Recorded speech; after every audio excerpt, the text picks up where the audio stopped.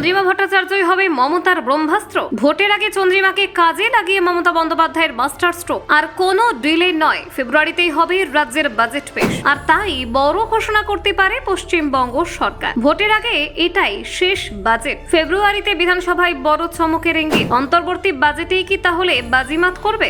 রাজ্যবাসীর দিকে তাকিয়ে রয়েছে মমতা সরকার। সপ্তদশ বিধানসভার শেষ অধিবেশন, ভোটের আগে বড় ঘোষণার জল্পনা। লক্ষ্মীর ভান্ডার থেকে কন্যাশ্রী, ফেব্রুয়ারিতে বাড়তে পারে বরাদ্দ। ভোটের মুখে বাজেট কার্ড খুলবে নবান্ন, তাই বাড়ছে কৌতূহল। 2026-এর আগে শেষ সূচক। অন্তর্বর্তী বাজেটে রাজ্যের বড় বার্তা।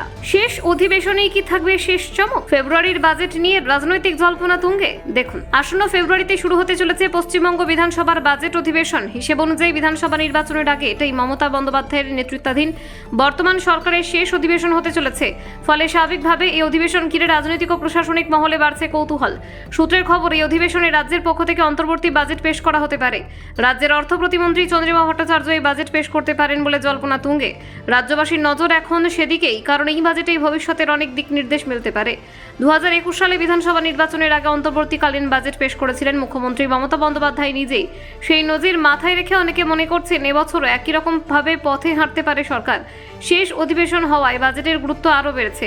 এই অধিবেশন সপ্তদশ বিধানসভার শেষ অধিবেশন হিসেবে চিহ্নিত হয়েছে। তার উপর অন্তর্বর্তী বাজেট পেশ হলে মমতা সরকারের আমলে রাজ্যবাসীর জন্য নেওয়া নানান প্রকল্পের ভবিষ্যৎ দিশা স্পষ্ট হতে পারে। নতুন বরাদ্দ বাড়তি সুযোগের ঘোষণার সম্ভাবনা উড়িয়ে দেওয়া যাচ্ছে না। রাজনৈতিক মহলের একাংশের মতে, ভোটের আগে সরকার সাধারণ মানুষের কাছে ইতিবাচক বার্তা পৌঁছে দিতে চাইবে। সেই লক্ষ্যে পুরনো জনপ্রিয় প্রকল্পগুলিতে বরাদ্দ বাড়ানোর ঘোষণা আসতে পারে। এতে সরকারের রিপোর্ট কার্ড আরও শক্তিশালী করার চেষ্টা থাকবে। সূত্রের দাবি, অধিবেশনে সরকারি এবং বেসরকারি প্রস্তাব নিয়ে বিস্তৃত আলোচনা হতে পারে। পাশাপাশি একাধিক গুরুত্বপূর্ণ বিল পাস হওয়ার সম্ভাবনাও রয়েছে।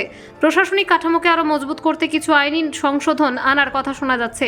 তৃণমূলের অন্দরমহলের খবর অনুযায়ী জনকল্যাণমূলক প্রকল্পগুলিকে আইনি স্বীকৃতি দিতে বা তাদের পরিসর বাড়াতে সরকার পদক্ষেপ নিতে পারে। স্বাস্থ্য, শিক্ষা, সামাজিক উন্নয়ন আর গ্রামীণ পরিকাঠামোকে অগ্রাধিকার দেওয়ার পরিকল্পনা রয়েছে বলে জানা যাচ্ছে।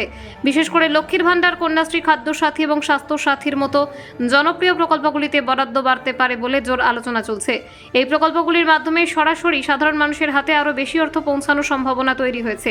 বিশ্লেষকদের মতে, অন্তর্বর্তী বাজেটে যদি এই ধরনের ঘোষণা আসে, তাহলে তা সরকারের পক্ষে বড় রাজনৈতিক সুবিধা হয়ে উঠতে পারে। কারণ এর ফলে ভোটের আগে আমজনতার আর্থিক স্বস্তি বাড়বে, যা নির্বাচনী অঙ্কে গুরুত্বপূর্ণ ভূমিকা নিতে পারে। এমনও শোনা যাচ্ছে, শুধুমাত্র পুরনো প্রকল্প নয়, নতুন কিছু জনমুখী প্রকল্প চালু করতে পারে রাজ্য সরকার। সমাজের বিভিন্ন স্তরে মানুষকে লক্ষ্য করে এই প্রকল্পগুলির রূপরেখা তৈরি করা হতে পারে বলে মত রাজনৈতিক পর্যবেক্ষকদের। একই সঙ্গে সরকার পুরনো প্রকল্পগুলিকে আরও কার্যকর করতে কি পরিবর্তন করা যায় সেদিকেও নজর দিতে পারে। প্রশাসনিক দক্ষতা বাড়ানো এবং পরিষেবা পৌঁছে দেওয়ার গতি ত্বরান্বিত করাও সরকারের লক্ষ্য হতে পারে।